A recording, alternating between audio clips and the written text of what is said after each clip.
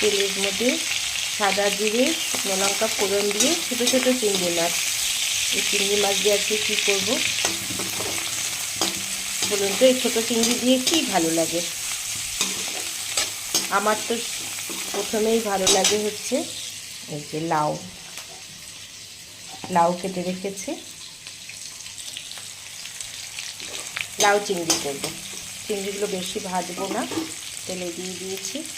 এরপরে আমি পরে হয়তো সবাই চিংড়ি মাছগুলো ভাজা করে পরে মিশিয়ে দিন, আমি আগেই দিয়ে দিয়েছি, কারণ একবারে ভেজে নিলাম। নিয়ে লাউগুলো দিয়ে দিচ্ছি। লাউগুলো কিন্তু ভীষণ কচি, আর লাউ এই বেশি কুচি করে কাটতে পারি না, যেইভাবে পেরেছি কেটে কেটে রেখেছি। এখন এর মধ্যে পরিমাণ মতো লবণ হলুদ দিয়ে ঢেকে দেব। এটা একসাথে মসতে থাকুক ততক্ষণ।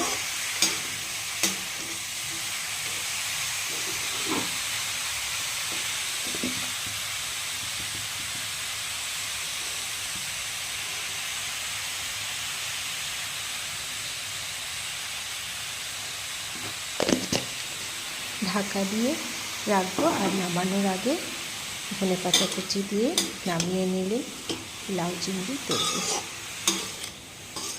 লাউ চিংড়ি আমার তো নাড়াচাড়া করে আপনাদের কার কার জানাবেন।